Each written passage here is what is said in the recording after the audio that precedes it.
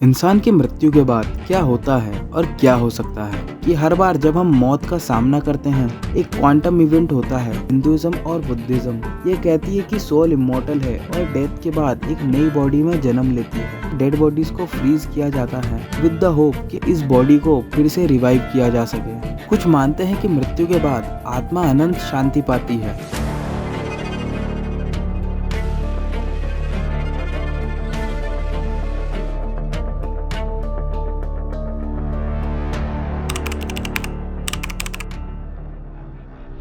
Matrix theory ये theory pop culture में the matrix movie series के थ्रू पॉपुलर हुई। ये कॉन्सेप्ट सजेस्ट करता है कि हम एक आर्टिफिशियल क्रिएटेड सिमुलेटेड रियलिटी में जी रहे हैं जिसको मशीन से एडवांस बीइंग कंट्रोल कर रहे हैं। अब ये मैट्रिक्स थ्योरी मायाजाल के कॉन्सेप्ट को ही कुछ अलग तरह से दिखाता है। मैट्रिक्स थ्योरी के हिसाब से जो भी हम देखते हैं और एक्सपीरियंस करते हैं वो सब एक एडवांस्ड कंप्यूटर सिमुलेशन का पार्ट है। हम सब कनेक्टेड है एक सिमुलेशन सिस्टम से जो हमारे कॉन्शियसनेस को कंट्रोल करता है। अब इसकी भी कुछ इम्प्लीकेशंस है। अगर ये थ्योरी सच होती है तो क्वेश्चन उठते हैं about the nature of reality, consciousness and freedom. क्या हम अपनी लाइफ के ट्रू कंट्रोलर्स हैं या फिर एक प्री प्रोग्राम्ड सिमुलेशंस के सब्जेक्ट।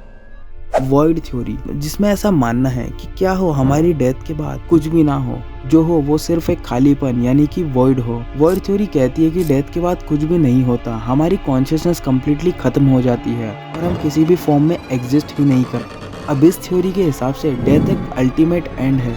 जब हम मर जाते हैं तो कोई आफ्टर लाइफ री-इनकार्नेशन या डिजिटल एक्सिस्टेंस नहीं होती, just like switching of a light. अब इस थ्योरी के कुछ इम्प्लीकेशंस है, जैसे कि ये theory existential and nihilistic perspective को एक्सप्लोर करती है। अगर डेथ के बाद कुछ भी नहीं होता तो ये लाइफ का पर्पस और मीनिंग क्या है, ये क्वेश्चन रेज करता है about the importance of living a fulfilling life and making the most of our existence. Permanent sleep paralysis theory. अब ये थ्योरी कहती है कि डेथ के बाद हम एक परमानेंट स्लीप पैरालिसिस स्टेट में चले जाते हैं जहां हमारी बॉडी तो डेड होती है पर कॉन्शियसनेस रिमेन करती है एक पैरालाइज स्टेट में।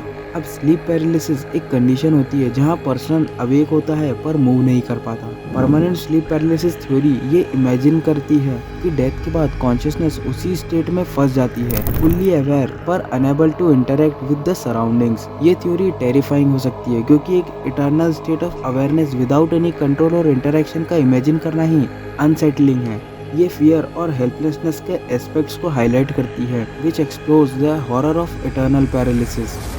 हेवन एंड हेल थ्योरी जो कि बहुत ही ज़्यादा पॉपुलर थ्योरी है और काफ़ी सारे रिलीजियस बिलीफ्स पर बेस्ड थ्योरी है, स्पेशली क्रिश्चियनिटी, इस्लाम, जुडाइज्म, हिंदुइज्म एक्सेट्रा। ये कहती है कि डेथ के बाद सोल को जज किया जाता है और उसके डीड्स के बेसिस पर उसके कर्मों के हिसाब से उसे हेवन या हेल में भेजा जाता है। हेवन यानी कि स्वर्ग एक डिवाइन प्लेस है जहां अच्छी सोल्स को यानी कि अच्छे कर्म करने वाले लोगों को इटर्नल पीस और हैप्पीनेस मिलती है। वहीं हेल यानी कि नर्क एक ऐसी प्लेस है जहां बुरे कर्म करने वाले लोगों को सजा का सामना करना पड़ता है। अब कौन अच्छा है कौन बुरा, किसने कितने पाप किए किसने कितने पुण्य किए, अब इसका जो फैसला है वो एक डिवाइन एंटिटी यानी कि गॉड करते हैं। अब ये थ्योरी एक एथिकल मॉरल डिमेंशंस को हाईलाइट करती है। लाइफ के एक्शंस और डीड का डायरेक्ट कॉन्सिक्वेंस होता है और ये थ्योरी लोगों को सही मार्ग पर चलने के लिए भी प्रेरित करती है जिससे कि लोग बुरे कर्म ना करें और अच्छे कर्म के रास्ते पर चलें।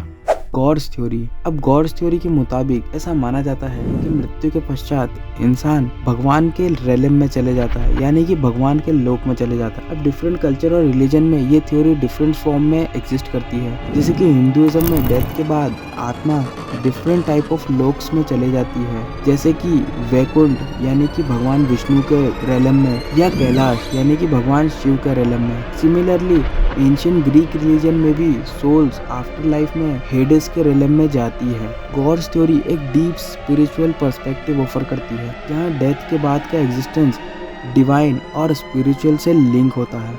ये थ्योरी मॉरल, एथिकल और रिलीजियस कंडक्ट के इम्पोर्टेंस को हाईलाइट करती है और ये बिलीव फॉस्टर करती है कि डिवाइन बीइंग यानी कि भगवान सदैव हम पर अपनी दृष्टि रखे हुए हैं। इन सभी थ्योरीज के जानने के बाद यह साफ है कि मौत के बाद क्या होता है और क्या हो सकता है, यह सवाल हमेशा से ही इंसान की जिज्ञासा को बढ़ाता रहा है, चाहे वह विज्ञान की गहराइयों में छुपे हुए रहस्य हो या धार्मिक और आध्यात्मिक मान्यताएं।